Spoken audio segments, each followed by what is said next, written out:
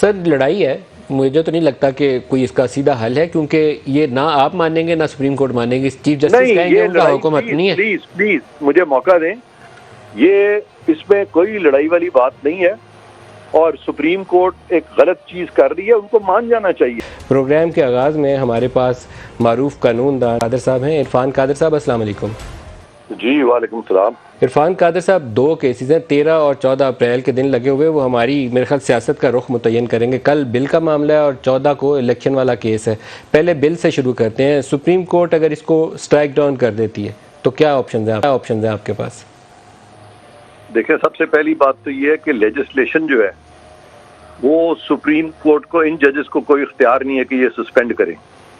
مجھے جہاں تک یاد پڑتا ہے کہ سپریم کورٹ کے 10 ججوں کا فیصلہ ہے جس میں انہوں نے کہا کہ لیجسلیشن کو سسپینڈ نہیں کیا جا سکتا۔ دوسری بات یہ ہے کہ ابھی تو لیجسلیشن ہوئی بھی نہیں ہے تو 8 رکنی بینچ بن گیا ہے۔ میں سمجھتا ہوں کہ اس طرح کا بینچ ان حالات میں بنانا جہاں پہ کہ چیف جسٹس کے اوپر بہت انگلیاں اٹھ رہی ہیں، تو وہ ایک پرٹیکولر پولیٹیکل گروپ کی طرف ان کا ٹلٹ ہے، تو اس اوپر سے یہ جو فیصلے میں نے آپ کو بتائے ہیں ان کو سامنے رکھیں تو یہ بینچ کو کانسٹیٹیوٹ اس طریقے سے کرنا، اور پھر کچھ فیصلے ابھی ریسنٹلی آئے ہیں جس میں کہا گیا کہ آپ بینچز بنائیں گے کس طرح سے اور اس پہ سارے فل کورٹ بلائیں، تو ان سب کو اگر اکٹھا کر لیں تو میں سمجھتا ہوں کہ چیف جسٹس صاحب نے یہ بینچ بنا کے مس کنڈکٹ کیا۔ چیف جسٹس آف پاکستان نے سر بڑا سخت جملہ استعمال کیا۔ پاکستان نے مس کنڈکٹ کیا۔ جی آپ کے پاس اس کے لیے کوئی قانونی راستہ ہے؟ مس کنڈکٹ چیف جسٹس کو میں نے بتایا آپ کو قانونی راستہ یہ ہے کہ کوئی بھی شہری اگر چاہے آپ بھی چاہیں تو یہ جو باتیں میں نے کی ہیں یہ لکھ کے آپ سپریم جوڈیشل کاؤنسل کو بھیج دیں۔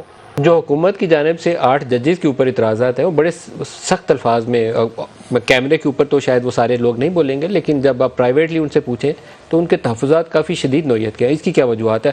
آدھی سے زیادہ سپریم کورٹ کے اوپر اعتراض تو جائز نہیں بنتا۔ کسی ایک مظاہر علی اکبر پہ آپ کرتے تھے، اعجاز الاحسن پہ آپ کرتے تھے تو ہم سن لیتے تھے، لیکن 8 ججز پہ اعتراض تو کوئی سننے والی بات نہیں ہے۔ ہاں، میں آپ کو بتا دیتا ہوں حکومت کا کیا اعتراض ہے، میں اس سے تو مجھے پتہ نہیں کیونکہ میں تو اس وقت حکومت کا حصہ نہیں ہوں، لیکن اعتراض میں آپ کو بتا دیتا ہوں۔ چیف جسٹس پہ تو میں نے بتا دیا کہ اعتراض کیوں ہے، اور مظاہر نقوی صاحب اور اعجاز الاحسن اور منیب اختر صاحب تک بھی آپ ایگری کرتے ہیں۔ اب جو باقی جو 3-4 رہ گئے یہ وہ ہیں جو کہ کچھ آؤٹ آف ٹرن اپوائنٹمنٹس ہوئی تھیں ہائی کورٹ سے انٹو سپریم کورٹ، تو یہ سب جو ہیں انہیں وہ ججز ان دیئر اون کاز بن جاتے ہیں، سب کا آپس میں ایک گروپنگ ہو چکی ہے، تو اس لیے میں سمجھتا ہوں کہ یہ لاپ سائڈڈ جو بینچ بنا ہے یہ بالکل نہیں بننا چاہیے تھا۔ دونوں سائڈوں سے لیتے 3 ججز ادھر سے لیتے، 3 ادھر سے لیتے، پوری بحث ہوتی، پتہ چل جاتا، ہر چیز سامنے آ جاتی، دودھ کا دودھ پانی کا پانی سامنے آ جاتا۔ عرفان صاحب، آپ تو بیسیکلی مہر لگا رہے ہیں اس بات کے اوپر کہ اس وقت سپریم کورٹ 7-8 میں تقسیم ہو چکی ہے، یہ آپ کہہ رہے ہیں کہ 3 ادھر سے لے لیتے، میں نہیں مہر لگا رہا، میں نے تو آرگومنٹس جب کیے تھے الیکشن کمیشن کی طرف سے تو میں نے چیف جسٹس کو کہا تھا کہ آپ کے اندر ایک انٹرنل رفٹ ہے، آپ اس کو سارٹ آؤٹ کریں۔ چیف جسٹس صاحب نے میری بات مانی تھی، اور اگر نہ مانتے تو یہ جواب نہ دیتے، انہوں نے مانی، اور انہوں نے کہا کہ میں نے فائز عیسیٰ صاحب سے بھی ملاقات کی ہے، میں نے منصور علی شاہ صاحب سے بھی کی ہے، میں ملاقات کر رہا ہوں۔ تو میں نے کہا جب آپ ملاقات کر رہے ہیں تو پہلے انٹرنل کانفلکٹ ریزالو کریں، پھر ان کیسز کو ٹیک اپ کریں۔ اس کے باوجود بجائے اس کے کہ اس کانفلکٹ کو ریزالو کرتے، یہ ون سائیڈڈ فیصلے جو ہیں وہ کرنا چاہ رہے ہیں۔